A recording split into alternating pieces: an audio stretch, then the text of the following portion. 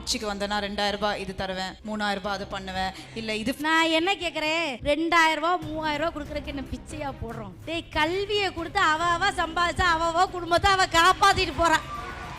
ஐயா தங்கச்சி சாமிநாதன் அவர் கதை சொல்லி வருவார்ல, அதில் ஒரு கதையில் ஒருத்தனை சாலையில் போட்டு அடிச்சுட்டு கிடக்குறேன். அடிக்கிறான். ஒருத்தர் வந்து ஏப்பா அவனை அடிக்கிறா, ஏன் அடிக்கிறா, சொல்லிட்டு அடிப்பா, என்னை பார்த்து தேவாங்கன்னு சொல்லிட்டாங்க. தேவாங்கன்னு சொன்னானா? எப்போ சொன்னேன்? 6 மாதத்துக்கு முன்னாடிங்க. அதுக்கேப்பா இப்போ அடிக்கிற? இன்னைக்கு காலையில் தாங்க தேவாங்க பார்த்தேன். ஒரு ஓனாய் கத்தின்னு, ஓனாய் கத்தி.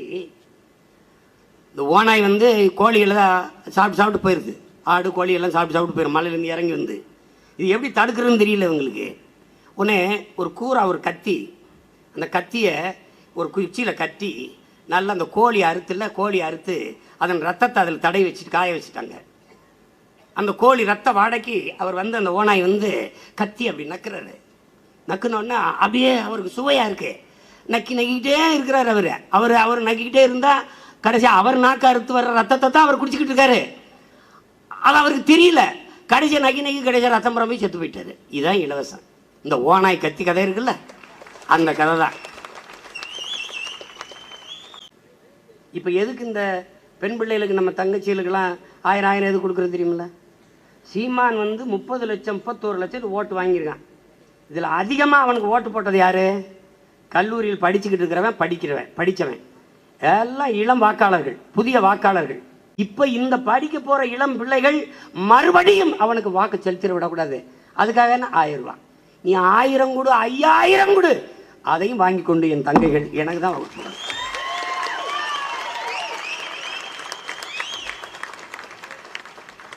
அவர்களுக்கு தெரியும் நீங்கள் ஏமாத்துகிறவர்கள், அவர்கள் அண்ணன் இதையெல்லாம் மாத்துகிறவன் என்பது அவர்களுக்கு தெரியும்.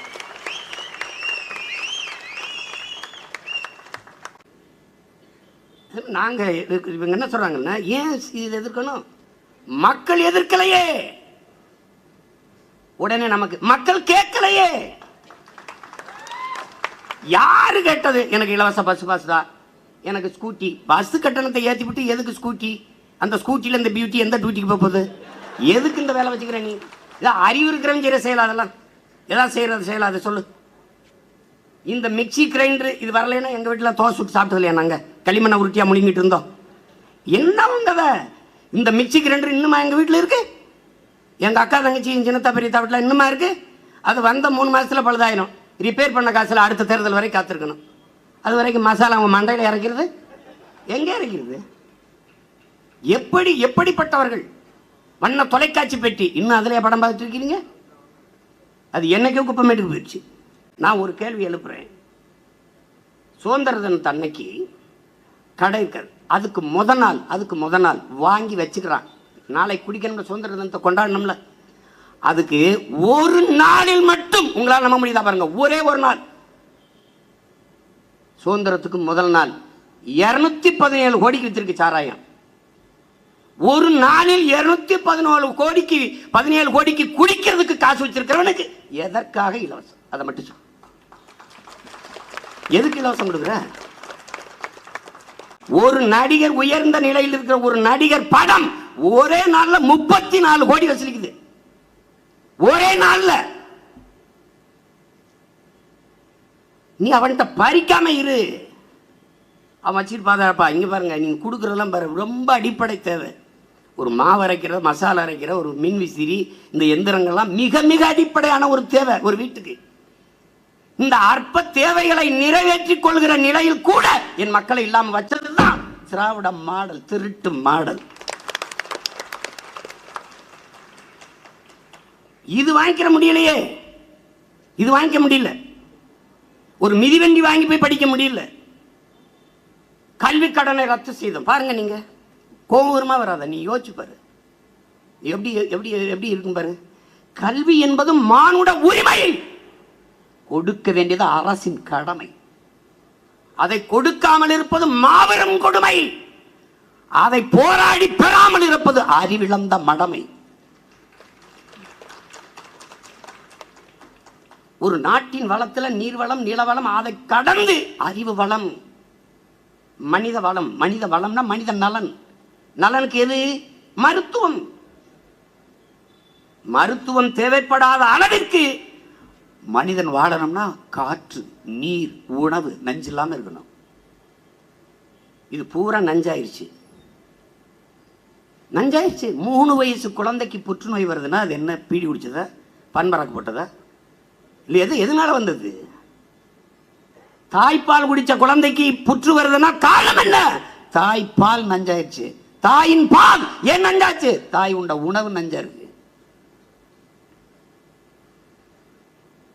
அப்ப மருத்துவம், உயிர் காக்கும் மருத்துவம் தரமா, சமமா, இலவசமா இருந்திருக்கணும்ல, சரியா சமமா தரமா இருந்திருக்கணும்ல. ஆனா அந்த என் தம்பி கார்த்திக் சொன்ன மாதிரி இந்த சில போய் பொழப்புக்காக கும்மி அடிக்கிறான் பாரு, அவன் நாங்கள் இலவசமாக தானே ஏற்கனவே கொடுத்து கொண்டு இருக்கிறோம். வா, அரசு நடத்துகிற மருத்துவமனையில், அரசாங்க மருத்துவமனையில் படுத்து மருத்துவம் பார்த்த ஒரு அமைச்சர், ஒரு சட்டமன்ற உறுப்பினர், ஒரு பாராளுமன்ற உறுப்பினர், ஒரு மாமன்ற உறுப்பினர், யாராவது ஒருவர்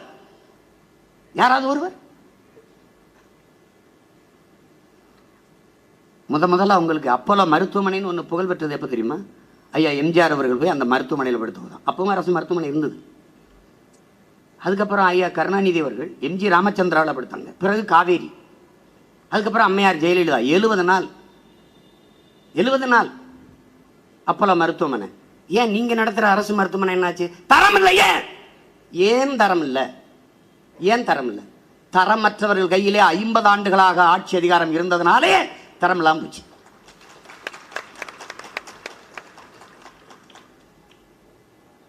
எப்படிப்பட்ட முழுக்க நாடகம்தான். பேருந்தில் பயணம் செய்வாங்க, அது பேருந்து தரமா இருக்கா பார்ப்பாங்க. ஆனால் அவர் பேருந்தில் வருவார், பயணம் செய்வார்னா அதுக்கு முன்னாடியே ஒளிப்பதிவாளர்கள்லாம் போய் ஊடகக்காரர்கள்லாம் காத்திருப்பாங்க. இதான் ஆய்வு செய்கிறத. அரசு பள்ளியெல்லாம் இலவசமாக தானே படிக்க, இலவசமாக படிக்க வைக்கிறீங்க. சரி, தம்பி பள்ளிக்கல்வித்துறை அமைச்சரே சொல்றாரு 10,000க்கும் மேற்பட்ட அரசு பள்ளி கட்டிடங்கள் இடிந்து விடுகிற நிலையில் இருக்குன்னு. அதை கட்டுங்கடான்னா நான் ஜமாதி கட்டுறேன், பேனா வைக்கிறேன், பென்சில் வைக்கிறேன். என்னது இது? அறிவை வளர்க்கும் கல்வி கூடங்கள் தரமற்ற நிலையில் இருக்கு, சுடுகாடா இருக்கு. ஆனா சுடுகாடு பெரிய நட்சத்திர விடுதி மாதிரி கட்டிருக்குது. இதெல்லாம் பார்த்துட்டு பேசாம போ. என்ன கொடுமை பாருங்க. அரசு பள்ளி கல்லூரிகள் தரமா இருக்கா? அரசு பள்ளி ஆசிரியர்கள், அரசு கல்லூரி பேராசிரியர் பெருமக்களின் பிள்ளைகள் அங்கு படிக்கிறாங்களா? இல்ல அமைச்சர் பெருமக்கள், இல்ல சட்டமன்ற உறுப்பினர் பிள்ளைகள், யாராவது ஒருவருடைய பிள்ளைகள் அரசு பள்ளியில் படிக்கிறாங்களா? படித்தால் கல்வியின் தரம் தானா உயரும். இதுதான் நாங்க கேட்கிறோம். எதை கொடுக்கணும்னு சொல்றோம்?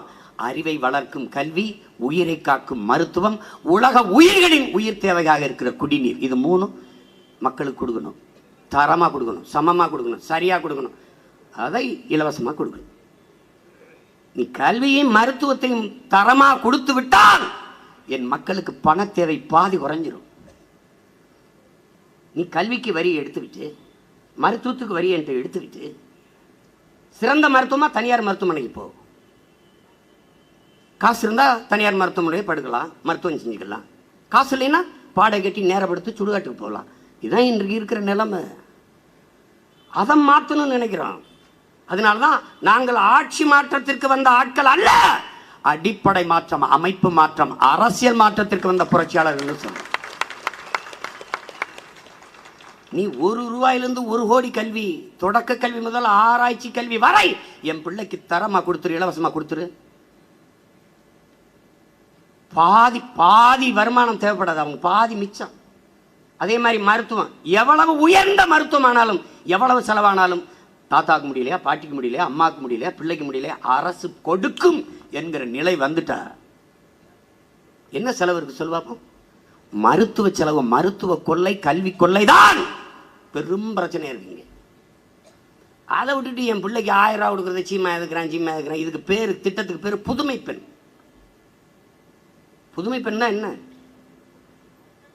பிறரை சாராது, அப்பாவை சார்ந்து, அண்ணனை சார்ந்து, கணவரை சார்ந்து, தம்பியை சார்ந்து நில்லாது கல்விக்கேற்ற வேலை, அதற்கேற்ற சம்பளத்தை பெற்று பெருமையோடு தற்சார்படைந்து தன் காலில நின்று வாழ்கிற வாழ்க்கையை என் பிள்ளைக்கு கொடுக்கணும். அதுக்கு பேர் தான் புதுமை பெண். நான் தனியார் கல்லூரியில் போயிட்டு பணத்தை கட்டி 5 லட்சம் 10 லட்சம் 7 லட்சம் 4 லட்சம் கட்டி நான் சீட் வாங்கி படிக்கிறேன், இடம் வாங்கி படிக்கிறேன். அந்த நிலைமைக்கு என்னை தள்ளிட்டு 1000 ரூபாய் கொடுக்குறேன்னா இதெல்லாம் எப்படி பாருங்க. 698 கோடி இதுக்கு ஒதுக்குறாங்க. அதுக்கே முதல்ல தேர்தல் அப்ப குடும்ப தலைவிகளுக்கு 1000 ரூபாய் கொடுக்குறேன்னு சொல்லும் போது அதை கொடுக்கல. அதுக்கு மாண்புமிகு தமிழக முதல்வர் அவர் சொல்றாங்க, நிதி வலிமை இல்லை, நிதி நிலைமை அவ்வளவு இல்லை, வந்தபோது கொடுப்போம். எப்ப வரும்? எப்படி வரும்?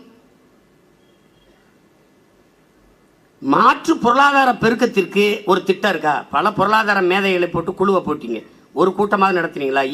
என்ன மாற்று பொருளாதார பெருக்கம் உங்ககிட்ட இருக்கு? என்ன இருக்கு சொல்லுங்க பாப்போம். பால் தமிழ்நாட்டுக்கு எங்கிருந்து வருது? ஆட்டுக்கறி எங்கிருந்து வருது? ஆந்திராவில இருந்து வருது. ஏன் நீ ஏன் பால் வளர்ப்பு, நீ ஏன் மாடு வளர்த்து பால் வளர்ப்பு இது பண்ணல? பொருளாதாரம் எங்க இருக்குன்னு தெரியாத ஒரு கூட்டத்துக்கிட்ட சிக்கிக்கிச்சு நாடு. எது பொருளாதாரம்னே தெரியல. இலவசத்தை கொடுத்து மக்களின் வாழ்க்கை விளிம்பு நிலை மனிதர்கள், விளிம்பு நிலையில் இருக்கிற எத்தனை காலத்துக்கு விளிம்புல நிற்பான் பாரு, விழுந்துற போறேன். எத்தனை காலத்துக்கு விளிம்புல நிக்கப்ப என்னைய?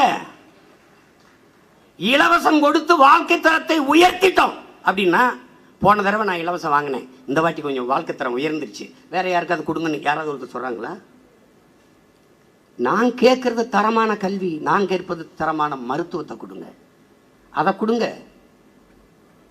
அப்பதான் ஒரு நாடு அறிவில் சிறந்த நாடு, அறிவார்ந்த சமூகமாக மாறும், ஆரோக்கியமான சமூகமாக மாறும். மருத்துவம் தரமா இருந்துச்சா? நீங்க பாருங்க, மருத்துவமனைகள் சரியாக இருந்தால் மருந்தகங்கள் குறைவா இருக்கும்.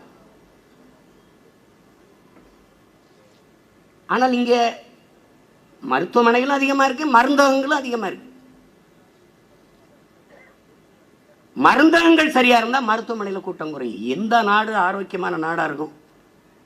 எங்க மருத்துவமனையில கூட்டம் குறையுதோ, எங்கு சிறைச்சாலையில கூட்டம் குறையுதோ, அந்த நாடுதான் குற்றமற்ற சமூகமாக இருக்கும், ஆரோக்கியமான சமூகமாக இருக்கும். ஆனால் நீ மருத்துவமனையில் படுக்க இடம் இல்லை, எச்சி துப்புனா யார் தலையிலே விழும்.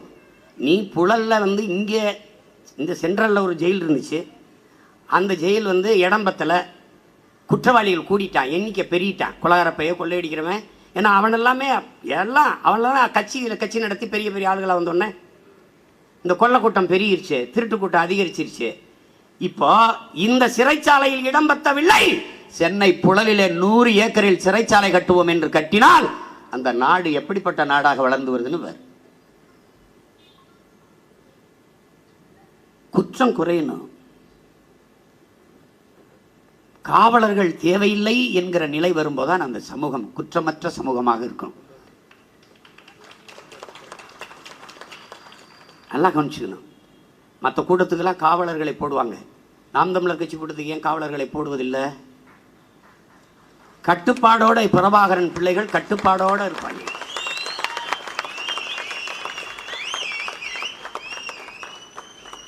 அவர் திரு குன்றக்குடி அடிகளார் அவர்கள் மக்களுக்கு வேண்டிய அடிப்படை தேவை உணவு, உடை, உறையுள், இது 3ஐயும் ஆட்சியாளர்கள் கொடுத்து விடணும். அப்படி இல்லை என்றால் அந்த சமூகம் குற்ற சமூகமாகத்தான் மாறும் என்கிறார். அவரே சொல்றார் பாருங்க, இதை பலமுறை என்ன பேசியிருக்கேன். ஆறுதலால் காயங்கள் ஆறுவதில்லை, அழுவதனால் எதையும் அடைந்து விட முடியாது, தூறல்களால் பயிர்கள் விளையாது. என் தேசத்தை நாசமாக்கிய ஒரே சொல் இலவசம். மக்களை சோம்பி இருக்க வைத்து எல்லாம் அதுதாரம் இதுதாரம் மிக்சி தாரம் கிரைண்டர் தாரம் அதுதாரம் எல்லாம் தந்து அவனை உழைக்கணுங்கிற எண்ணத்திலிருந்து வெளியேற்றிட்டான். இதெல்லாம் ஒரு அப்பை ஒரு 3000 ரூபா 1500 2000 ரூபாய்க்கு வேலைக்கு போய் சேர்த்து வச்சா அந்த மிக்சி கிரைண்டர்லாம் வாங்கிட முடியும், மின்விசிறிலாம் வாங்கிட முடியும். அதை கூட நிறைவேற்றிக் கொள்ள முடியாத ஏழ்மை வறுமை நிலையில் என் மக்களை வைத்தது ஏன்? இவட தங்கை இளவஞ்சி கூட பேசினாங்க. பேரறிஞர் அண்ணா அவர்கள்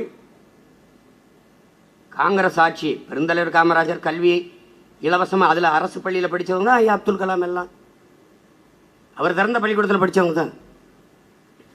அப்போது ஒரு படி, அதாவது இப்போ 3 படி அரிசி இல்லை 1 படி அரிசி நிச்சயம், அதை சொன்னார். 3 படி அரிசி லட்சியம், 1 படி அரிசி நிச்சயம்னு. அப்போ காங்கிரஸ்காரன் அண்ணாதுரை என்ன லூஸ் ஆகிட்டார, ஏன்னா ஆற்று மணலா அரிசி, ₹1 படி அரிசி கொடுத்துருவீங்களா நீங்கள் பாருங்கள். அப்போ ஒரு கொடுத்துருவீங்களா, ஆற்று மணலா அள்ளி கொடுக்குறதுக்குன்னு நாங்கள். இப்போ அரிசி இலவசம், ஆற்று மணல் ₹1000 போயிட்டுது. ஆமாம், ஆற்று மணலுக்கு விலை அதிகம். அப்போ சொல்லும்போது அண்ணாதுரை இப்படி போயிட்டு இருக்கிறாரு அப்படின்னாங்க. நான் ஐயா கலைஞர் 2006 வரும்போது பதவி அழைப்புக்கு வேற்புக்கு நாங்கள் நான்லாம் போயிருந்தேன். முன்னாடி உட்காரும்போது ஐயா முதல்ல கையெழுத்து போட்டது 1 படி அரிசி, 1 கிலோ அரிசி ₹2, 1 கிலோ அரிசி ₹2. அடுத்து 5 வருஷம் முடிஞ்சு மறுபடி தேர்தல் அறிக்கையில் 1 கிலோ அரிசி ₹1. எதுக்கு பேர் என்ன, டெவலப்பு. ₹2 வாங்குற நிலைமைக்கு இருந்தான் தமிழன்.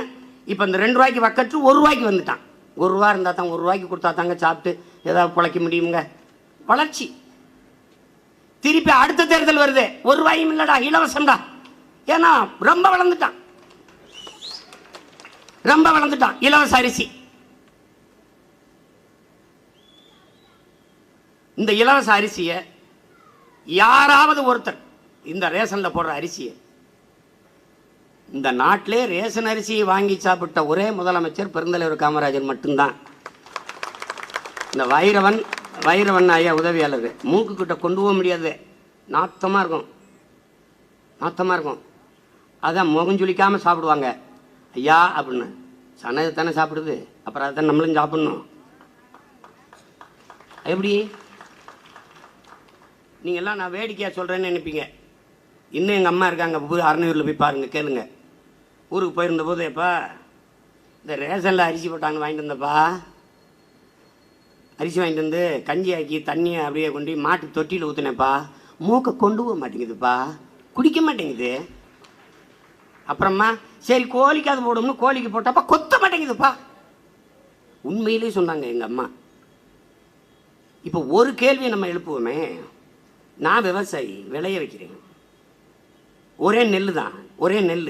இந்த நெல் அரிசியாகி கடைக்கு விற்பனைக்கு வரும்போது தரமா இருக்கு. அதே மக்கள் சேவைக்கு நியாய விலை அந்த பயிர் கடைக்கு, நீங்க இந்த ரேஷன் கடைக்கு வரும்போது தரமற்று இருக்கு. இடையில என்ன நடக்குது?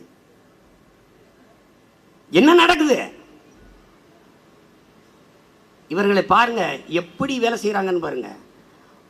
39 கோடி, அதாவது 93 வயது வரை வாழ்ந்ததுனால 93 கோடினா வியப்பா இருக்கு. 39 கோடியில நினைவிடம் கட்டுறேங்கிறாங்க. சரி கட்டிங்க. 89 கோடியில பேனாங்கிறாங்க. ஆனால் தகர சீட்டுக்கு பாருங்க, தகரம் தான் அந்த இதில் போட்டுக்கு பாருங்க, ஒரு ஆட்டை தகரத்தை வைத்து கூட நெல் கொள்முதல், அந்த அரசு கொள்முதல் செய்தில்ல, அந்த நெல்லை பாதுகாக்க முடியுமா? முடியாது. ஒரு தகர சீட்டை போட்டு அப்படி ஒரு குடோன் மாதிரி கட்டி, சேமிப்பு கிடங்க கட்டி பாதுகாக்க முடியாதா? எவ்வளவு அரும்பாடுபட்டு உலக குடிமகள் உழைத்த அந்த மக்கள் கொடுக்கிற நெல்லை வாங்கி கொள்முதல் செஞ்சு தெருவில் தரையில போட்டு, அது எலி திண்டு எறும்பு திண்டு தார்பாயை போட்டு, சும்மா தார்பாயை போட்டு மூடி, எத்தனை நீங்க பாக்குறீங்களா? அவ்வளவு முளைச்சு போகுது. இப்ப எவ்வளவு பொறுப்பற்ற அரசு. டாஸ்மார்க்ல திருடிறான்ட்டு ஒரு பெரிய சேமிப்பு கிடங்கு எடுத்து அதுல கொண்டு போய் இந்த டாஸ்மார்க் சரக்குகளை வச்சு அதுல கண்காணிப்பு கருவி சிசிடிவி கேமரா பொருத்தி காவலர்களை பாதுகாப்புக்கு போற அரசு அத்தியாவசிய உணவு பொருளான நெல்லை மழையில நனைஞ்சு முளைக்க விடுதுன்னா, இதை எப்படி இந்த கொடுமையை ஒழிக்காம என்ன செய்வ? நீ கோபப்படுறான்னா என்ன பண்றது? கடைசியா விசாரிச்சா என்னன்னா, ஏன் இப்படி முளைக்க விட்டுறாங்கன்னா, அப்பதான் விலை குறைவா அந்த நெல்லை கொடுப்பான் விவசாயி. எடுத்துக்கிட்டு போய் எங்க இவங்க டாஸ்மார்க் சரக்கு தயாரிக்கிறதுக்கு மூலப்பொருளாக அந்த நெல்லை பயன்படுத்துறாங்க.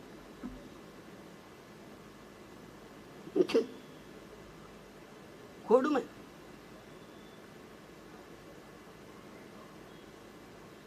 நீங்க இந்த 50 ஆண்டுகளில் பாருங்க, இந்த 2 அரசுகளும் மாறி மாறி, திமுக அதிமுக அரசுகள் போனஸ், சலுகை, மானியம், இலவசம். இது நாளை தவிர ஏதாவது திட்டத்தை நீங்க பார்த்ததுண்டா? இவர்கள் திட்டமே இதுதான். இது ஏமாற்றுவதற்காகவே. அதுல போன தேர்தல் அப்பெல்லாம் தம்பி உதயநிதி என்ன பண்ணிவிட்டாருன்னா, கூட்டுறவு வங்கியில் நீங்க நகையை அடமானம் வைத்தீர்கள் என்றால் நாங்கள் ஆட்சிக்கு வந்த உடனே அதை திருப்பி கொடுத்துருவோம் சொல்லிட்டார். இவர் பேச்சை கேட்டு பலவே அடமானம் வச்சுட்டான். கடைசியா மீட்க முடியல. ஆட்சிக்கு வந்த பிறகு அதெல்லாம் அவர் ஒருத்தர் வந்தார்ல, ஒரு குடுகுடு படிச்சுக்கிட்டு 15 லட்சம், ஒவ்வொருத்தர் வங்கியிலையும் 15 லட்சம் 15 லட்சம் 15 லட்சம் 15 லட்சம். கடைசியா எங்கடான்னா ஒன்றும் இல்லை. வரியை போட்டு அப்பத்தா சுருக்கு பையில் இருந்த பணத்தையும் உருவிட்டு போனதான் மிச்சம். அதை அவர்கிட்ட கேட்குறாங்க, நிதின் கட்காரிகிட்ட, அமித்ஷாட்டெலாம் கேட்குறாங்க, என்னங்க நீங்கள் 15 லட்சம் வங்கி கணக்கில் போடுறேன் நீங்களே, அதெல்லாம் என்னங்க அப்படி விட்டுட்டீங்க அப்படின்னா, அது ஒரு எலெக்ஷன் ஜூம்லா, சும்மா சொன்ன, மக்கள் எங்களுக்கு ஓட்டு போட மாட்டான்னு சொல்லிவிட்டான், அவன் போட்டான். இப்போ அது எப்படி காசு கொடுக்க முடியும்? ஒரு முதலமைச்சர் வந்தாரு, ஒரு கட்டடத்தை திறந்தாரு, போயிட்டாரா, வந்துட்டு போயிட்டாரா அப்படின்னு சொல்கிற அளவுக்கு இருக்கணும். வீட்டை விட்டு கிளம்போத 3 மணி நேரத்துக்கு முன்னாடி நிறுத்தி ஒங்கி ஒங்கி ஒங்கி ஒங்கி ஒங்கி ஒங்கின்னு தேர்வில் அன்னைக்கெல்லாம் ஒரு பள்ளிக்கூடத்துக்கு ஏதோ வர்றாருன்னு சொல்லிட்டு ஐயா 2 நிமிஷம் டு 20 நிமிஷம் நிற்க விட்டாங்க. நடுச்சாலையில் நின்றுக்கிட்டு இருக்கான். எனக்கு பின்னாடி பலர், அதில் எத்தனை பேர் பிரசவத்துக்கு போகிறவங்க, எவ்வளோ அவசரம், எவ்வளோ மருத்துவ, எவ்வளோ வேலைக்கு போகிறவங்க. நான் ஒரு கூட்டத்துக்கு போகிறேன், சரி கொஞ்சம் நேரம் தாமதமாக போனால் கூட சமாளிச்சுக்கலாம். எப்படி இருக்கு பாரு. கேரளாவில் எப்படியா இருக்கு? மம்தா பானர்ஜிலாம் அப்படி தான் இருக்காங்களா? மம்தா பானர்ஜிலாம் அவங்க வாகனம் பழுதாயிருதுங்க, மகிழ் வந்து பழுதாயிருது. உடனே சாலையில் ஒரு பையனை கூப்பிட்டு, தம்பி சட்டசபையில் விட்டுருப்பா மோட்டர் பைக்கு, அதில் ஏறி உட்காந்து போகுதுங்க ஒரு முதலமைச்சர்.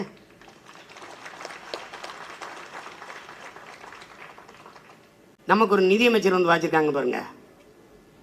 ஆமாம், அப்போ ஊறுகாய் விற்றாங்க மாமி, இப்போ ஊரை விற்றுக்கிட்டு இருக்காங்க. அவன் ஒரு தம்பி ஒரு கருத்து படம் மாதிரி போட்டிருக்கான். கோழியை வெட்டி சாப்பிட்டால் அது சிக்கன் பார்ட்டி, ஆட்டை வெட்டி சாப்பிட்டால் அது மட்டன் பார்ட்டி, கேக்கை வெட்டி கொண்டாடினால் அது பர்த்டே பார்ட்டி, நாட்டை வெட்டி விற்றால் பாரதிய ஜனதா பார்ட்டி. அப்படி இருக்கு பாருங்க. அது அம்மாட்ட கேட்குறாங்க, என்னங்க இப்படி 9,000 கோடி 11,700 கோடி இப்படி பல கோடிகளை வாழ்ந்துட்டு நீரவ் மோடி, லலித் மோடி, இந்த விஜய் மேலெல்லாம் ஓடி போயிட்டாங்களா, அவங்கெல்லாம் ஏமாற்றுக்காரர்கள்னு ஒருத்தர் சொல்கிறாரு. இப்படி ஏமாற்றுக்காரர்கள்னு சொல்லாதீங்க. தொழில் முதலீடு செய்து தோற்று போனவர்கள், தொழிலில் முதலீடு செய்து தோற்று போன உடனே நான் அம்மா எனக்கு ஒரு 5,000 கோடி கொடுங்கம்மா, நானும் தொழிலில் முதலீடு செஞ்சு தோற்று போகிறேம்மா, அம்மா தயவு செய்து கொடுங்கம்மா. எப்படி ஒருத்தர் இருக்கான் அதானின்னு, அவர் உலகத்திலே 2வது பணக்காரர் ஆகிட்டு இருக்காரு, 3வது பணக்காரர் ஆகிட்ட பிச்சைக்கார கடங்கார நாய் 2,50,000 கோடி கடன் வாங்கி வச்சிருக்கான். 2,50,000 கோடி ஒரு மனிதனுக்கு கடன் இந்த நாடு கொடுத்துருக்கு. இந்த சொந்த நாட்டு மக்கள், உழைக்கும் மக்கள், அடித்தட்டு மக்களின் வரி இவங்கள மாறி ஒரு அயோக்கிய ஏமாற்றுக்கான பார்த்துருக்க. நீ வாழ முடியாது உன்னால். சிலிண்டர் விலை 1,150 ரூபாய்க்கிட்ட போயிடுச்சு. சுங்கச்சாவடி, எரிபொருள், பெட்ரோல் டீசல் விலை உயர்வு. நல்லா கவனிச்சுக்க. பெட்ரோல் டீசல் விலை உயர்வுனால என்னென்ன பிரச்சனை? அத்தியாவசிய பொருளான அரிசி, பருப்பு, காய்கறி, எண்ணெய், முட்டை, பால் இதன் விலை ஏறும். எப்படி? இடப்பெயர்வு, பார உந்துகள், லாரி, அதை ஒரு இடத்துல இன்னொரு இடத்துக்கு தூக்கி சுமக்கணும், கொண்டு போய் சேர்க்கணும். சேர்க்கும் போது அந்த டீசல் விலை உயர்வு, பெட்ரோல் விலை உயர்வு அதுல அடங்கும். அதுபோக சுங்க கட்டணம், அதுபோக லாரி வாடகை, இதுவெல்லாம் உள்ளே இருக்கிற அரிசி, பருப்பு, தக்காளி, சொரக்காய், பூசணிக்காய், வெண்டைக்காய், முருங்கைக்காய், கீரை ஏறிடுது. எவ்வளவு பிரச்சனை இருக்கு பாரு. அதை விட்டு வீட்டுக்கு வந்தா சிலிண்டர் இல்லை, அதை விட்டு வந்தா மின்சார கட்டணம், அதுக்கு மேலனா சொத்து வரி. சொத்து வரி எப்படி? எனக்கு 14,000 சம்பளம்னு வச்சுக்க, 14,000, அப்ப 7,000 வாடகை இருந்தது, இப்ப 10,000 ஆயிரம். ஏன்? அந்த வீட்டு உரிமையாளன் சொத்து வரி கட்டணும்னா என் வாடகை தான் கூட்டுவான், அவன் கையில இருந்து கட்ட மாட்டான். எப்படி இருக்கு? இதான் விடியல் ஆட்சி. விடியல் ஆட்சி இன்னும் முடியல ஆட்சின்னு இருக்குது. நான் என் சித்தப்பன் பெரியப்பனுக்கு பேசல, என் மாமா மைத்துனருக்கு பேசல, என் தம்பி தங்கைகளுக்கு தான் பேசுறேன். இலவசம் வேணுங்கிறவன் வாங்கிக்க, இலவசம் வேணாம், எனக்கு நல்ல கல்வியை கொடு, கல்விக்கேற்ற வேலையை கொடு, வேலைக்கேற்ற சம்பளத்தை கொடு, அதை கொண்டு வாழ்கிற பெருமை மிக்க வாழ்க்கையை கொடு என்று கேட்கிறவன் என் பின்னாடி வா, எனக்கு ஓட்டு போடு. இல்லைன்னா போய்கிட்டே இரு. இல்லைனா கடைசி வரைக்கும் கையேந்தி பிச்சு எடுத்து 1000 500 வேட்டி சேலை 5க்கும் 10க்கும் அரிசிக்கும் பருப்பும் கையேந்தி நீ சாவம்னா செத்துப்போ. உன்னை தன்மானத்தோடு தலை நிமிர்ந்து மான தமிழ் மகனா வாழ வைப்பேங்கிறேன். அது வேணும்னா வா, இல்லைன்னா போ. நிறைய பேர்கிட்ட கேட்கும்போது என்ன சொல்றாங்கன்னு பார்த்தீங்கன்னா, இவன் எவன் எதையுமே செய்ய போறதில்ல, இதையாவது தரட்டும்பா. நம்ம காசு தானே கொள்ளையடிச்சு வச்சிருக்கிறான், அவன் தரட்டுமேங்கிறான். நம்ம காசை கொள்ளையடிப்பவனுக்கு ஏன் மறுபடியும் அதிகாரத்தை கொடுக்கணுங்கிற சிந்தனை ஏன் எழல? நீ உழைக்கிறியா? உழைக்கிற. காலையில் 5 மணிக்கு போனால் சாயந்தரம் பொழுது அடைகிற வரைக்கும் வேலை செய்கிற, கரும்பு வெட்டுற, வாழைக்கு மண் நினைக்கிற, நெல் விளைய வைக்கிற, மிளகாய் விளைய வைக்கிற, பருத்தி விளைய வைக்கிற, தென்னையில் தேங்காய் வெட்டுற, எல்லா வேலையும் செய்கிற. நீ கையேந்திர. இதில் ஒரு வேலையும் செய்யாதவன் காசு கொடுக்குறான். இதுக்கு பேர் என்ன? இதில் எந்த வேலையும் அவன் செய்யலை, எப்படி அவன்கிட்ட காசு போச்சு? இந்த ஊரில் இவருங்க கப்பலில் பொண்ணு வருதுன்னு இருக்காங்க. ஒரு பையன் ஓடியாந்து எனக்கு ஒன்று எங்கள் அப்பாவுக்கு ஒன்றுன்னு இருக்கான். இல்லைடா ஓசி இல்லைடா காசுக்கிடா அப்படின்னா, அப்போ வேணாம் நான் சின்ன பையன், எங்கள் அப்பா வயசானவர்னு இருக்கான். ஓசினா எது ஒன்றையும் இலவசம்னா வாங்கிடும். எது ஒன்றும் இந்த இந்த இனத்தின் நிலைமையை பாருங்க. இவனுடைய பண்டிகை ஒன்று தாங்க, பொங்கல். காலங்காலமா உழைச்சு ஒரு அறுவடை திருநாள் பொங்கலை கொண்டாடுறதுக்கு அவனுக்கு அரிசி இல்லைங்க, அவனுக்கு சக்கரை இல்லை. பாருங்க, காலங்காலமா உழைக்கிறான், ஒரு ஆண்டு முழுமைக்கு உழைக்கிறான். அவனுடைய பண்டிகை, இனத்தின் பண்டிகை பொங்கலை கொண்டாட 1 கிலோ அரிசி இல்லை, அதை இலவசமா தர வேண்டிய நிலைமையில் இருக்கிறான்னா பாத்துக்க. சீமா இப்படி கையேந்தனான்னு வச்சுக்கோங்களேன், இப்படி பிச்சைக்கார பையன் சீமான். நான் கையேந்தினால் பிச்சை, நாம் எல்லோரும் சேர்ந்து கையேந்தினால் அது இலவசம். எவ்வளவு பெரிய தன்மான இழப்பு. என்ன கேட்டிருக்கணும் நம்ம மக்கள்? எனக்கு அறிவை கொடுக்குற கல்வியை கொடு, உயிரை காக்கிற மருத்துவத்தை தரமா கொடு, அதான் கேட்டிருக்கணும். அதை விட்டு இந்த இலவசத்துக்கு ஏமாந்து கையை நீட்டிய உறவு அது அவசியம் இல்லாமல் போச்சு. எது? கல்வியை தரப்படுத்த வேண்டிய தேவையும் இல்லை, மருத்துவத்தை தரப்படுத்த வேண்டிய தேவையும் ஏற்படாமல் போயிடுச்சு. இங்கே தனி முதலாளிகளின் மிகப்பெரிய வியாபார பொருளாக மருத்துவமும் கல்வியும் குடிநீரும் மாறி நிற்குது. மடிக்கணினியை இலவசமாக கொடுத்த அம்மா ஜெயலலிதா, சைக்கிளை இலவசமாக கொடுத்தாங்க, மிக்சி கிரைண்டரை இலவசமாக கொடுத்தாங்க. ஆனால் தண்ணீரை 1 லிட்டர் 10 ரூபாய்க்கு வித்தாங்க. ஏன்? இது எல்லாவற்றையும் இலவசமாக கொடுக்க முடிந்த அரசால் தண்ணீரை கொடுக்க முடியல. ஏன்? தண்ணீரை இலவசமாக அரசு கொடுத்துருச்சுன்னா தண்ணீரை விற்கிற கின்லே, அப்பலோ, இந்த கண்ட கர்மாந்திரம்லாம் இருக்குல்ல, இந்த நிறுவனங்கள் பாதிக்கப்படும், அதன் விற்பனை பாதிக்கப்பட்டுரும். அவன் விற்பனை பாதிக்கப்பட்டால் அரசுக்கு என்ன? அவனிடமிருந்து வருகிற கமிஷன் நின்று போயிடும். அதனாலதான் உங்களுக்கு என்ன வைக்கிறோம்? நம்ம கமிஷன் வாங்குற புரோக்கர்ஸ். வீடு இருக்கு, ஒரு வீடு பார்க்கும்போது அண்ணே நல்ல வீடுனே, நல்ல லைட்லாம் நல்ல வெளிச்சம்லாம் நல்லா வரும்னே, காத்தோட்டமாக இருக்குனே, ஹவுஸ் ஓனர் தங்கமானவனே, நல்லா பிக்கல் போடுங்க, அதுக்காகனே நீங்கள் 5ஆம் தேதி 10ஆம் தேதி வரைக்கும் வாடகை கொடுக்கலாம் கூட தாங்கி பாருனே. இவர் அங்கே போய் அந்த வீட்டு உரிமையாளர்கிட்ட, சார் நல்ல பார்ட்டி சார், எல்லாம் நல்லா சம்பளம், கை நிறைய சம்பளம், தண்ணி இனி போட்டு சலம்பாது சார், பொண்டாட்டி 2 பிள்ளைய தான் சார், பெரிய இதில் இருக்க யாரும் பெரிய கெஸ்ட்டு எல்லாம் வரமாட்டாங்க சார், நிம்மதியாக இருக்கும் சார், நம்பி விட கொடுக்கலாம் சார். சரி, இவருக்கு பேர் என்ன? வீட்டு புரோக்கர். ஜப்பானுக்கு போய் என் நாட்டு ஓடியா, அமெரிக்கா என் நாட்டில் தொழில் தொடங்கு, என் நாடு நல்ல நாடு, அங்கே பல 1000 பேர் படிச்சுட்டு வேலை இல்லாமல் இளைஞன் இருக்கான், மனித ஆற்றல் அப்படி இருக்கு. இந்த புரோக்கருக்கு பேர் என்ன? நாட்டு broker. That's all your honour. அவ்வளோதான். இவர்களுக்கு ஒரு கோட்பாடு தான், என் அன்பு உடன் பிறந்தார்களே, ஒரே கொள்கை முடிவு தான். ஆடு இலவசமாக கொடுப்பாங்க, மாடு இலவசமாக கொடுப்பாங்க. அப்போ என்ன கோட்பாடு? ஆடு உங்களுக்கு இலவசம், மாடு உங்களுக்கு இலவசம், நாடு எங்களுக்கு இலவசம். அவ்வளோதான். இப்போ ஏதாவது ஒரு இடத்துல G ஸ்கொயர்னு பலகை இல்லாத இடம் பார்த்துருக்கீங்களா? நாடே வாங்கியாச்சு.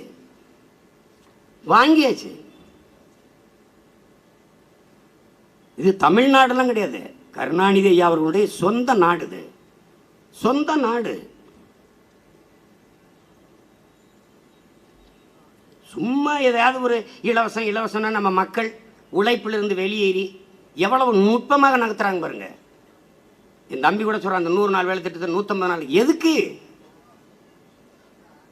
வேலை செய்ய ஆள் இல்ல, வேலை செய்ய ஆள் இல்ல. அவ்வளவு வட இந்திய முகங்கள் எல்லாம் வட இந்திய. திருநெல்வேலியில வந்து பீகார்காரி ஒரு அம்மா நாத்து நட்டுக்கிட்டு இருக்கு.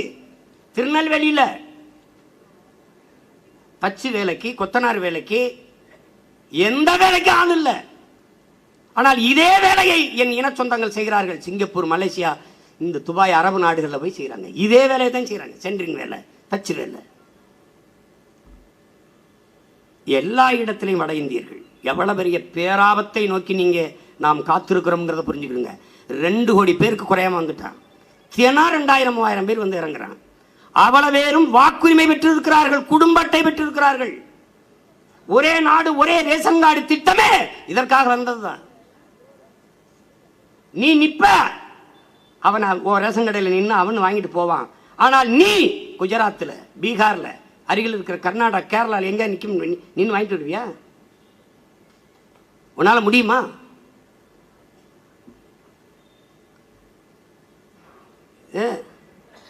அவன் ஓட்டுரிமை பெற்றுவான். நீ இனிமே எங்க பேசுவ? நாங்கள்லாம் என்ன ஆளுக தெரியுமில்ல? 2 கோடி ஓட்டு, 2 கோடி.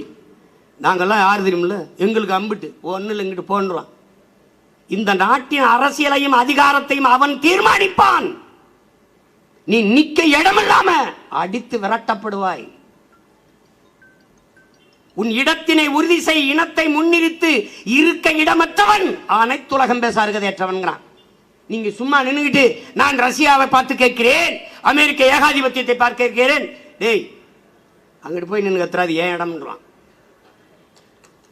சர்வதேசம் பேசிக்க முடியாது தம்பி. நல்லா கவனிச்சுக்கணும். ஈழத்தில் நடந்ததை எழுதி வையுங்கள். அண்ணன் சொல்றதை நீங்க உங்கள் இதய சுவற்றில் எழுதி வையுங்கள். ஈழத்தில் நடந்தது விரைவில் இந்த நிலத்தில் நடக்கும். அடிப்பான், உன்னை அடிப்பான். வட இந்தியா அடிப்பான். எல்லா வேலைக்கும் வந்து விட்டான். நீ ஒரு வேலை கேடு கெட்டு போய் நலிந்து போய் நீ பிச்சை எடுக்கலாம் என்று நாள் கூட அந்த வேலையும் உனக்கு இல்லை. ஏன்னா எல்லா நிறுத்தத்திலையும் பிச்சை எடுக்கிற போறான் வட இந்தியன் தான். வேணா வா, நான் காட்டுறேன். எங்கூட வா. தேனா நான் வரும்போது ஒவ்வொரு நிறுத்தத்திலும் அவன் தான். அவன் பேசினா மொழி தெரிஞ்சிரும்னு இப்படி இப்படிம்பா. கொடுத்தொலைடா, டே கொடுத்தொலைடா. பிச்சை எடுக்கிற வேலை கூட நமக்கு கிடையாது இனிமே. அப்ப அதை புரிஞ்சுக்கணும். உழைப்பிலிருந்து வெளியேறுவது என்பது மிகுந்த ஆபத்தை ஏற்படுத்தும், பேராபத்தை தரும். நீ கொஞ்சம் கொஞ்சமா வெளியேற்றப்பட்டுட்ட. நீ உன் வழிபாட்டிலிருந்து வெளியேறி, அதுவும் வழிபாட்டில் உன் தாய்மொழி வெளியேறி, வரலாற்றிலிருந்து வெளியேற்றப்பட்டு, வரலாறு மறைக்கப்பட்டு, நீ யாரென்றே தெரியாமல் மறைக்கப்பட்டு, கடைசியா உழைப்பிலிருந்து வெளியேற்றப்பட்டுட்டான். இனி நம்ம நிலத்திலிருந்து வெளியேற்றப்படுவோம். இதுதான் இறுதி. இது கடைசி. இதுதான் உலகத்தில் ஒருத்தர் சோம்பி இருக்க வைத்து எங்கேயாவது சம்பளம் கொடுக்குற நாட்டை உலகத்தில் பார்த்துருக்கலாம். அது இந்தியா மாடி ஒரு ஏழ்மை வறுமை நிறைந்த நாடு. 28 கோடி மக்கள் இரவு உணவு இல்லாமல் உறங்கச் செல்கிறார்கள். நிதியமைச்சர் அம்மையார் நிர்மலா சீதாராமன் அவர்கள், என் அன்பு சொந்தங்களே, கொரோனா நேரத்தில் அவர்கள் சொன்னது 80 கோடி ஏழை மக்களுக்கு 5 கிலோ அரிசி 2 கிலோ பருப்பு கொடுத்துருக்கோம்னு. 80 கோடி ஏழை மக்கள் பார்த்துக்கிறங்க. 80 கோடி ஏழை. இது எப்படி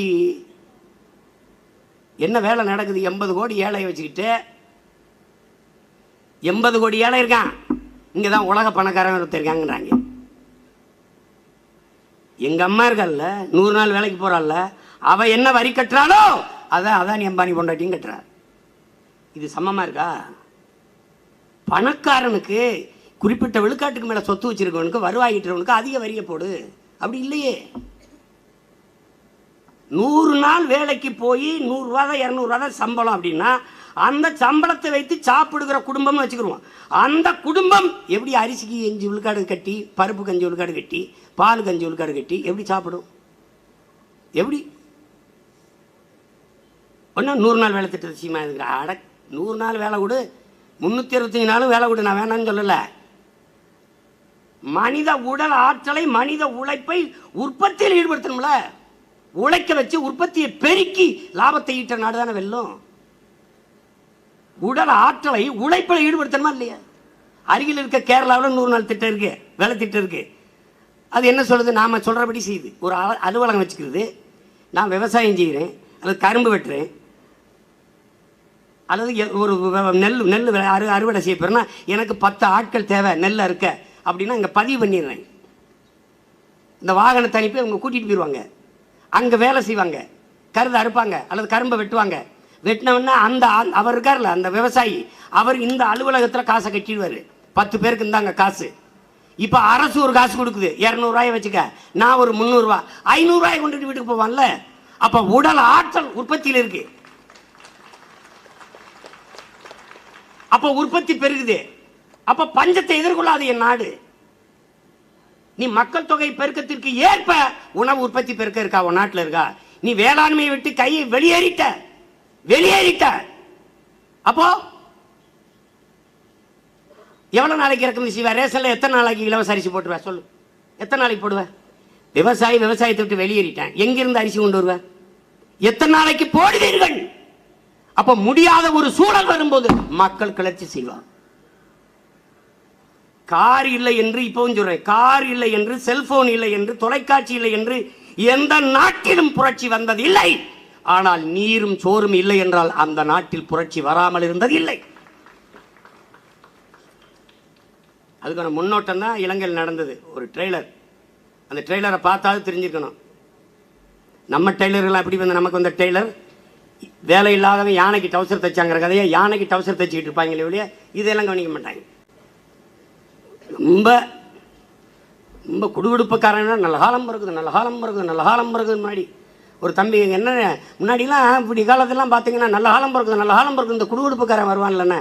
ஏன்னா இப்பெல்லாம் அவங்க வர்றதில்ல. அவனுக்கு தெரிஞ்சிருச்சுரா இனிமேல் ஒருபோதும் நல்ல காலம் பிறக்க போகிறதில்ல, நம்ம அடித்து தெண்டமாக அதுக்கு அடிச்சுருக்கணும் வர்றதில்லடான்னு. அவன் வர்றதை நிறுத்திட்டான். இப்போ அதே மாதிரி திராவிட மாடல் எப்படி கொடுமையாக இருக்கு பாருங்க. ஐயா தென்கட்சி சாமிநாதன் அவர் கதை சொல்லி வருவார்ல, அதில் ஒரு கதையில் ஒருத்தனை சாலையில் போட்டு அடிச்சுட்டு அடிக்கிறான். ஒருத்தர் வந்து ஏப்பா அவனை அடிக்கிறா, ஏன் அடிக்கிறா சொல்லிட்டு அடியப்பா, என்னை பார்த்து தேவாங்கன்னு சொல்லிட்டாங்க. தேவாங்கன்னு சொன்னானா? எப்போ சொன்னேன்? 6 மாதத்துக்கு முன்னாடிங்க. அதுக்கேப்பா இப்போ அடிக்கிற? இன்னைக்கு காலையில் தாங்க தேவாங்க பார்த்தேன். அந்த கதையை இப்போ 5 ஆண்டு முடிஞ்சு கீழே இறங்கும்போது இந்த தேவாங்க கதை தான் திராவிட மாடல். அட பாவிகளா, இதுதான் திராவிட மாடலாடா? எப்படி காலக்கொடுமை. சமூக நீதி காவலர்கள் அது ஒசூரில் தான் பள்ளிக்கூடத்தில் மிதிவண்டி கொடுக்கு, இலவச மிதிவண்டி மொத்தமாக பேசிடுறதுங்க. ஒரு மிக்சி தயாரிக்கிற நிறுவனத்தில் போய் சொல்லிடுறது, கிரைண்டர் தயாரிக்கிற நிறுவனத்துக்கு, ஏங்க ஒரு 10 லட்சம்ங்க, 10 லட்சம் பீஸ் ஆர்டரு. நமக்கு எவ்வளவு பார்த்து போட்டு கொடுங்க. மக்களுக்கு கொடுக்குறதா இலவசமாக கொடுக்குறது, அதுக்கு பார்த்து ஒரு எப்படி டேமேஜ் பீஸ் 5000 அது பார்த்து போட்டு கொடுங்க. அப்படி தான் வாங்கிட்டு வர்றது. இந்த சைக்கிள்லாம் அப்படி மொத்தமாக ஆர்டர் பண்ணி அதில் கமிஷன் அடிச்சுக்கிட்டு, இன்னும் மின் உற்பத்தியில் முதலீடு இல்லையே, மின்சாரத்தை வாங்குவதில் தான் முதலீடு செய்கிறார்கள். ஏன்னா ஒரு அலகு மின்சாரத்துக்கு 50 காசு 1 ரூபாய்ன்னு எடுத்தா கூட அதில் கோடிக்கணக்கான வருமானம் வந்துடுது. அதனால இந்த வாங்குவதில் தான். மாற்று மின்பெருக்கத்துக்கு ஏதாவது மாற்று மின் உற்பத்திக்கு போறாங்களா பத்தியில? கிடையாது. அணு உலையை அரசு வச்சுக்கிறோம், அனல் மின்சாரத்தை அரசு வச்சுக்கிறோம். ஆனால் சூரிய ஒளியில் சூழியலுக்கு பாதுகாப்பாக கேடு விளைவிக்காத புதுப்பிக்கக்கூடிய எந்த ஆபத்தும் வராத அந்த சூரிய ஒளியின் மூலமாக மின்சாரம் தயாரிக்கிறத தனியாற்ற கொடுத்துருது. காற்றாடி மூலமாக மின்சாரம் தயாரிக்கிறத தனியாற்ற கொடுத்துருது. ஏன் இதையெல்லாம் அரசு செய்யல? ஏன் செய்யல?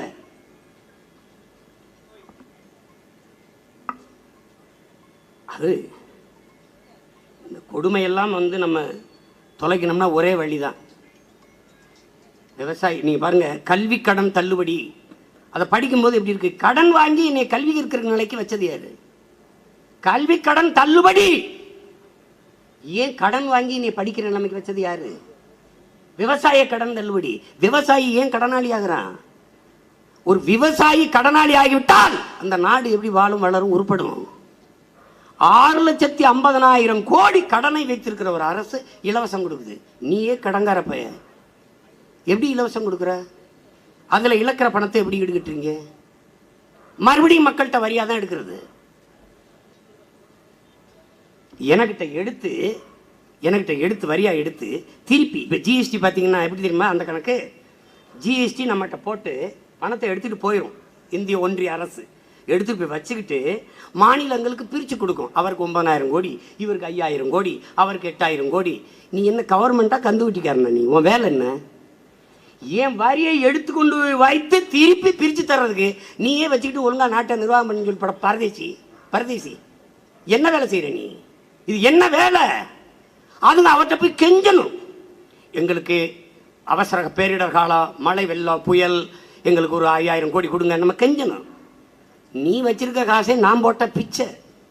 அதில் நமக்கு இந்திய ஒன்றிய அரசுக்கென்று ஒரு வருவாய் பெருக்கம் என்ன இருக்கு சொல்லுங்க? மாநில அரசுகள் கொடுப்பதுதான் அவர்களுக்கான வருவாய். அதை அவர் வச்சுக்கிட்டு பெரிய சண்டியர் வச்சுக்கிட்டு எனக்கு உடன்பட்டா தான், எனக்கு கை கட்டினா தான் உனக்கு காசு கொடுப்பேன்.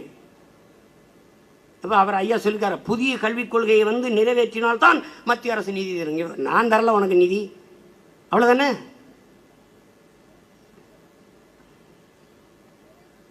நாம் தமிழர் ஆட்சி அதை நினைப்பேங்க, இவர் இந்த மாதிரி வாய்க்கு வரதெல்லாம் பேசுறாங்க, இதெல்லாம் நடக்குமா? இதெல்லாம் சாத்தியமா? சாத்தியம் இல்லாத ஒன்றை சாத்தியம் இல்லை என்று நீ எதை நினைக்கிறாயோ அதை சாத்தியப்படுத்துவதற்கு பெயர்தான் புரட்சி. நாங்கள் சாதாரணமானவர்கள், அசாதாரணமான ஒன்றை கனவு காண்பவர்கள் என்கிறான் புரட்சியாளர் சேவியரார். இதுவும் சாத்தியத்திலிருந்து பிறப்பதே இல்லை. என் உடன் பிறந்தார்களே, தேவையில் இருந்துதான் பிறக்குது. அதான் தேவையை கண்டுபிடிப்பின் தாய்ங்கிறான். Demand is the mother of இன்வென்ஷன்ங்கிறான். நீ எனக்கு தேவை இருக்குது, ஒரு மிக்சி வாங்கணும், எனக்கு தேவை இருக்குதுன்னா நான் உழைத்து அதை ஈடு செய்வேன். ஆனால் நீ அந்த உழைப்பை கொடு, அதற்கேற்ப வருவாயை கொடு. மாண்புமிகு தமிழக முதல்வர் அவர்களே, நமக்கு நாமே நடைபெற அந்த திட்டத்தை போயிட்டு இருக்கும்போது அவர் பேசினது இருக்கு காணொலி. மக்கள் இலவசத்தை விரும்பல, கேட்கல. அவர்கள் வேலை தான் கேட்குறாங்க, அது கேட்க வருமானம் தான் கேட்குறாங்க, அதை வச்சுக்கிட்டு நாங்கள் எங்களுக்கு வேண்டியதை வாங்கிக்கிறோம் தான் கேட்குறாங்க அப்படின்னு பேசுனது இருக்கா இல்லையா? அப்போ எதிர்கட்சியாக இருக்கும்போது ஒன்று, ஆளுங்கட்சியாக இருக்கும்போது ஒன்றா?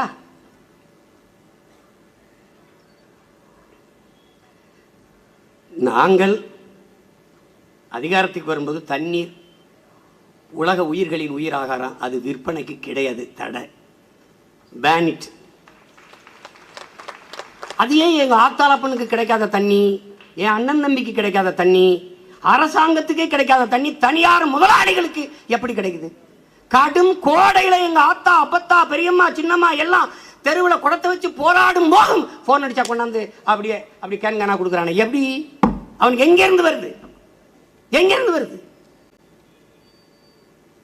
950 மில்லிமீட்டர் ஆண்டு ஒன்றுக்கு மழை பெய்யுதுங்க. ஒரு சொட்டு தண்ணீர் சேமித்து வைக்க இடம் கிடையாது, நேர கடல்ல போய் கலந்துடும். இயற்கை தூய குடிநீரை சுத்திகரித்து கொட்டுது. குடிச்சுக்கன்னு அப்படியே கொட்டுது. அதை அடுத்த நொடி கடல்ல சேர்க்க விட்டுட்டு, நீங்க நல்லா கவனிங்க, சேர விட்டு 50,000 கோடி ஆர்வ முறை, ரிவர்ஸ் ஓஸ்மாசிஸ், அமெரிக்க முறை. நீ அண்ணாந்து குடிக்கிற ஒவ்வொரு மடக்குக்கும் அமெரிக்கா காசு கொடுக்குற. ஏன்னா அவனுடைய நுட்பம் தான் அந்த தொழில்நுட்பம். கடல் நீரை சுத்திகரித்து 50,000 கோடி செலவழித்து நமக்கு குடிநீரை கொடுக்குறோம்னா இது எந்த அறிவாளி சிந்திப்பான்?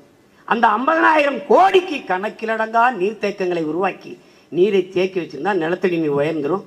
அந்த நீரை சேமித்து வச்சுக்கிற நீரை சுத்திகரித்து மக்களுக்கு கொடுத்துடலாம். அது ஏன் செய்யலை? அது தொலைநோக்கு. அப்போ அரசியல்வாதிகள் எப்போதும் அடுத்த தேர்தலை பற்றி சிந்திப்பார்கள். தலைவர்கள் மட்டும்தான் அடுத்த தலைமுறையை பற்றி சிந்திப்பார்கள். அடுத்த தலைமுறையை பற்றி சிந்திக்கிற தலைவர்கள் தான் இந்த நாட்டுக்கும் மக்களுக்கும் தேவைப்படுது.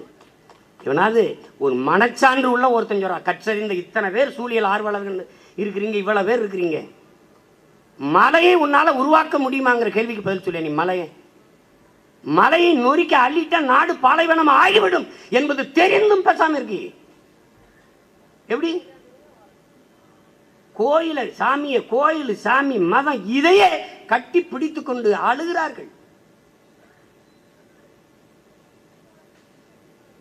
டெங்கு வந்துருச்சு, நிலவேம்பு கசாயம் குடியுங்கள். அது பூமி குடிச்சா நிலவேம்ப சாமி குடிச்சா? யார் கொடுத்தது? யார் கொடுத்தது? கொரோனா வந்துருச்சு, கபசுர குடிநீர் கபசுர குடிநீர் கபசுர குடிநீரை குடிங்க. கபசுரம் யார் தந்தது? அறிவிச்சிறந்த தமிழ் மக்கள், என் அன்பு தம்பி தங்கிகள் புரிஞ்சுக்கணும். சாமியை காப்பாற்ற போராடுவதை விடவும் வாழுகிற பூமியை காப்பாற்றுவதுதான் மிக முதன்மையானது. பிள்ளையார் இல்லையா, முருகனை கும்பிடலாம், முருகன் சிவனை கும்பிடலாம், இல்லை கண்ணனை மாயவனை கும்பிடலாம். எந்த மதம் உனக்கு அல்லாஹ்வை தொழணுமா தொழலாம், இயேசுவை வணங்கணுமா வணங்கலாம். எந்த இறையும் நீ ஏற்று வணங்க முடியும், எந்த சாமியையும் மாறி மாறி நீ வணங்கிக் கொள்ள முடியும். ஆனால் உலக மக்களுக்கு, ஒட்டுமொத்த உயிரினங்களுக்கும் ஒரே ஒரு பூமி தான் இருக்கிறது. அதை காப்பாற்ற வேண்டிய கடமையும் பொறுப்பும் ஒவ்வொரு மகனுக்கும் மகளுக்கும் இருக்கு. நாங்க பேசுறது தமிழ் இனத்திற்கு உலக பொதுமைக்கு அரசியல் எடுத்து வைக்கிறோம். ஏன்னா உலக பொதுமறை தந்த மகானின் வாரிசுகள் நாங்க. உலகம் தழுவித்தான் என் முன்னோர்கள் பாடினார்கள். கம்பன், கபிலன், வள்ளுவன், இளங்கோ எல்லோருமே உலகு உலகு உலகு என்றுதான் நேசித்து பாடினான். அவன் பரம்பரையில் வந்த பிள்ளைகள் நாங்கள். உலகம் முழுமைக்குமான அரசியலை சொல்றோம், எல்லா உயிர்களுக்குமான அரசியலை சொல்றோம். சும்மா அற்ப மனிதனுக்கு மட்டுமான அரசியல் இது, இலவசம்ங்கிறது. அந்த தேர்தல் நேரத்தில் ஒரு கவர்ச்சி திட்டத்தை போட்டு 1000 ரூபா உண்மையிலேயே குடும்பத் தலைவர்களுக்கு கொடுத்துருவாங்கன்னு நினைச்சு ஓட்டு போட்டதற்கு நீ இவ்வளவு கூப்பாடு ஓட்டு பிரசாந்த கிஷோரை கொண்டாந்து 1000 பேரை வேலைக்கு வச்சு அப்படி பண்ணி இப்படி பண்ணி பிஜேபி வந்துடும் பல குட்டிக்காரங்கள் அடிச்சே 3.5 விழுக்காடு அந்த மாதிரி 3.5 விழுக்காடு வித்தியாசத்தில் ஆட்சிக்கு வர முடியுது. இவ்வளவு வேலை செஞ்சேன், இவ்வளவுதான். நீங்களாம் வென்றுவீளா நின்றுவீளா? தனிச்சு நின்று வெல்ல முடியுமா? தனிச்சு நிற்பதே மாபெரும் வெற்றி தான். தனிச்சு நிற்பதே வெற்றி தான். யாரு சொன்னது நாங்கள் தனித்து நிற்கிறோம் என்று? யாரு சொன்னது? பல கோடிக்கணக்கான மக்களை நம்பி மக்களோடு இணைந்து மக்கள் கூட்டணி வைத்து நிற்கிறோம். மக்களை நம்பி நிற்கிறோம், அவர்கள் நம்ப நிற்கிறோம். என்னைக்கு எங்க மேல நம்பிக்கை வருதோ அன்னைக்கு தருவா வாக்கு. அவ்வளவுதானே. நான் வாக்கு கேட்கல, வருங்கால தலைமுறை பிள்ளைகளின் வாழ்க்கையை கேட்கிறோம். வாழ்க்கையை கேட்கிறோம். நாங்கள் ஓட்டு கேட்டு இல்லை, என் மண்ணின் மக்களின் உரிமைக்காக கேட்டு நிற்கிறோம், உரிமையை கேட்டு நிற்கிறோம். சும்மா வந்து ஏமாற்றி வெற்று பசப்பு வார்த்தை. நான் கூட சொன்னேன், நம்ம ஆட்சிக்கு வந்தால் வீட்டுக்கு ஒரு கார் கொடுத்துருவோம்டா. வீட்டுக்கு ஒரு கார்மா? அம்மா வீட்டுக்கு ஒரு கார் வந்துட்டானே, வீட்டுக்கு ஒரு காரை கொடுப்பானா? எல்லாம் வரிசையாக போவோம். ஒரு படம் வச்சுருப்போம் கையில், அம்மா உலகத்திலே பெரிய கார் இந்த கார் தான்மா, அண்ணல் அம்பேத்கர், இவரை வச்சுக்கம்மா.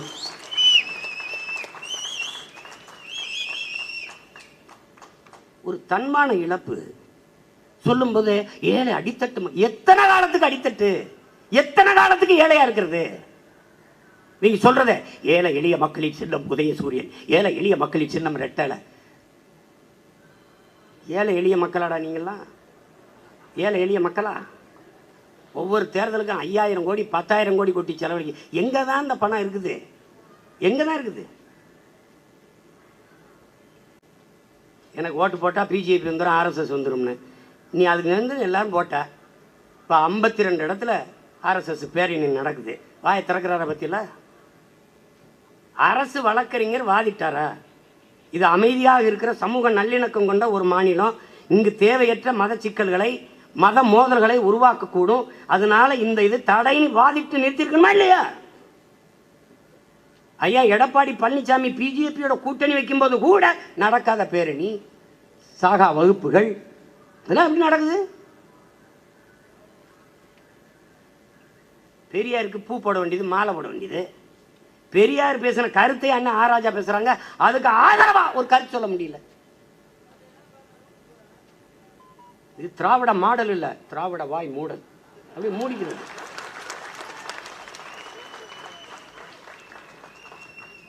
எப்படி என்ன கொடுமை நடந்துருக்கு. எதுக்கு அப்புறம் நீங்க பெரியார் பெரியார் பெரியார் என்று பேசுகிறீர்கள்? பெரியார் பேசியதை பேசுகிறீர்களா? யாருக்கா துணிவு இருக்கா?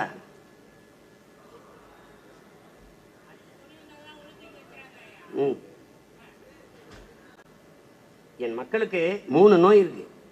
ஒன்று வறுமை. வறுமைக்கு ஒரு குழந்தை பிறக்குது, அது அறியாமை. இந்த வறுமையும் அறியாமையும் சேர்ந்து ஒரு குழந்தை பிறகுது, அது மறதி. இது 3ம் இந்த தலைவர் பெருமக்களுக்கு முதலீடா இருக்குது. இவை காலையில் ஒன்று பேசுனா அப்புறம் சாயந்தரம் ஒன்று பேசு. யாராவது கேட்குறாங்களா? ஐயா நீங்கள் தானே ஐயா மின்கட்டண உயர்வை கண்டிச்சிங்க, நீங்களே வீட்டு வாசலை வாயில் மாஸ்க் கட்டிக்கிட்டு ஒரு மின்கட்டணம் அந்த மின்கட்டண உயர்வுக்கு போராடினீங்களையா? இப்போ நீங்கள் வந்தோடனே இவ்வளவு மின்கட்டணத்தை உயர்த்திட்டீங்களே, ஒருத்தரும் கேட்கல. இந்த வாடகை வாயெல்லாம் வாயில் அவ்வளவு பேருக்கும் புற்று, எவனும் பேச மாட்டான். பேரறிஞர் அண்ணா அவர்கள் மதுக்கடையை திறந்து அதன் மூலம் வருகிற வருவாய் என்பது குஷ்டரோகி கையில் இருக்கிற வெண்ணெய்க்கு சமம்ங்கிறது. அந்த வெண்ணெயை தான் இவர்கள் ரொம்ப நாளாக எடுத்து நக்கி கொண்டிருக்கிறார்கள்.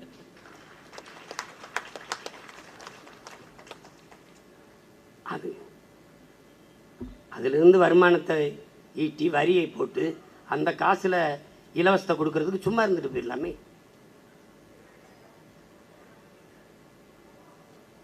ஆழ்ந்த வறுமையிலே,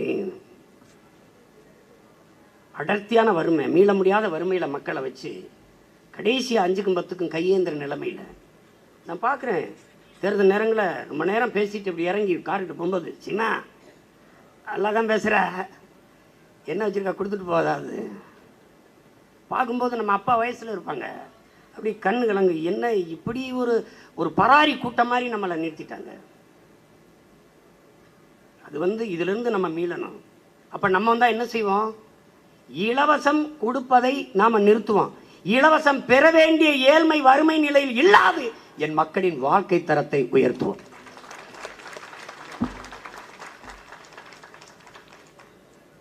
அதுதான் சரியானது. கல்வி, கல்விக்கேற்ற வேலை, வேலைக்கேற்ற சம்பளம், அதை கொண்டு வாழ்கிற பெருமைமிக்க வாழ்வுதான் நமக்கு அவசியமானது. அதை நோக்கிய பயணம்தான் நம்முடையது. மறுபடியும் இந்த பூச்சாண்டியை காட்டுவாங்க, பிஜேபி வந்துடும், பிஜேபி வந்துடும், பிஜேபி வந்து பிஜேபி வந்து உன் வீட்டுக்குள்ள உட்காந்து ரொம்ப நாளாச்சப்பா, நீ ஏப்பா திருப்பி திருப்பி பிஜேபி வந்துடும் பிஜேபி வந்துடும்ன்ற. ஒருத்தரெல்லாம் முட்டிக்கால் போட்டு ஜெபிச்சதுக்கு தெரியுமில்ல உங்களுக்கு? சார்ஜ் பொண்ணையா கைது பண்ணி உள்ள போட்டாங்களே அவங்க. ஒவ்வொரு வீட்டுக்கும் போய் சீமானுக்கு போட்டாது பிஜேபி வந்துடும் முட்டிக்கால் போட்டு ஜெபமுங்க, கடைசியாக உள்ளதுக்கு போட்டாங்க. அதுக்கு அந்த கைதை கண்டிச்சு அறிக்கை விட்டா ஒரு ஆள் யார் தெரியுமா? நான் தான். கொடுமை கொடுமை எல்லாம் கூடி பேசி என் தம்பி அபு கூட காயல்பட்டினத்தில் பள்ளிவாசலே வச்சு காசு நாங்கள் இப்படிலாம் பாடுபடுறோம், நீங்கள் இப்படி காசை வாங்குறீங்களே, இப்படி கொடுத்துட்டு போறீங்களேன்னு அபு கத்திக்கிட்டு இருக்கான். அந்த காணொலி இருக்குது.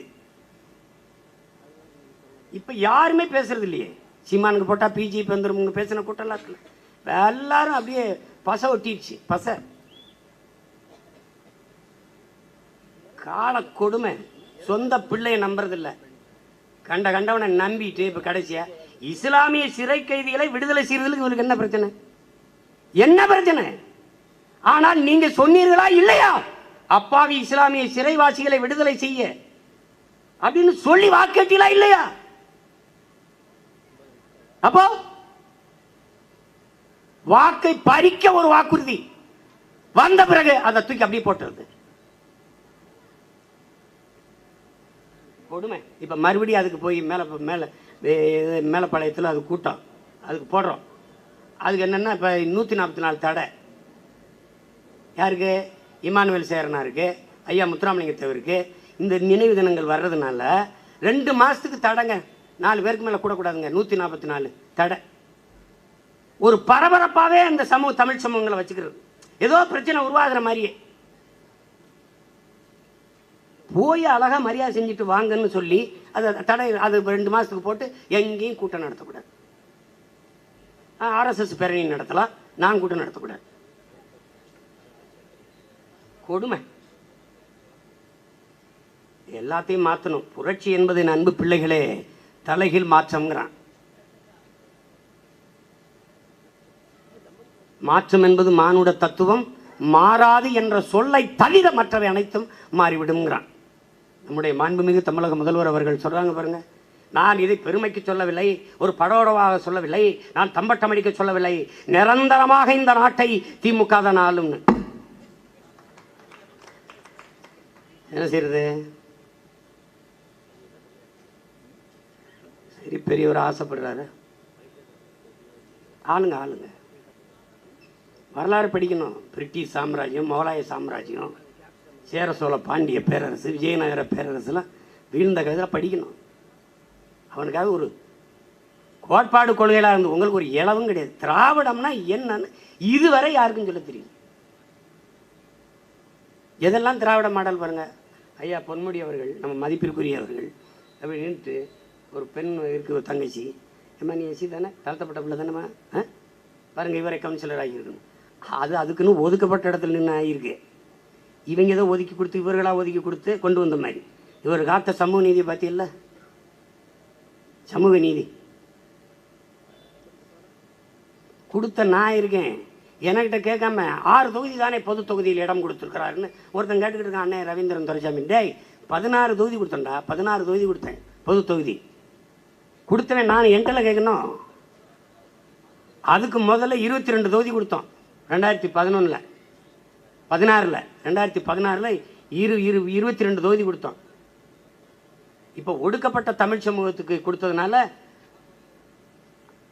அது 16 இடமா குறைஞ்சிச்சு. இது எதுக்கு சொல்றாரு? அதையே திரும்ப திரும்ப சொல்லிக்கிட்டு இருக்காண்டே, திரும்ப திரும்ப சொல்லணும்டா. அப்போவாது இந்த மானங்கட்டவர்களுக்கு பார்த்து நம்மளை பார்த்தாது ஏதாவது கொடுக்குறானான்னு பார்ப்போம். அப்போவாது செய்யணும்ல சமூக நீதி காவலர்கள். அண்ணன் ஆராசாவுக்கே அந்த நிலைமைன்னா அப்போ அல்லக்கைக்கெல்லாம் என்ன நிலைமைன்னு பார்த்துக்க. ஏதாவது ஒரு சிக்கல்னா அப்போவும் நாங்கள் தான் வரணும் ராஜா, அப்போவும் நாங்கள் தான் வரணும், பார்த்து இருந்துக்க. இது ஒரு தொடக்கம்தான். தொடர்ச்சியாக நம்ம பேசுவோம். இலவசத்துக்கு எதிரான ஒரு தலைமுறையை நம்ம உருவாக்குவோம். எனக்கு வேணாம், எனக்கு இலவசம் வேணாம், நல்ல கல்வியை கொடு, நல்ல சாலையை கொடு, குடிநீரை கொடு, மருத்துவத்தை கொடுன்னு கேட்கிற ஒரு தலைமுறையை நாம் உருவாக்க வேண்டும் என்று கேட்டு விடைபெறுகிறேன். நன்றி, வணக்கம். நாம்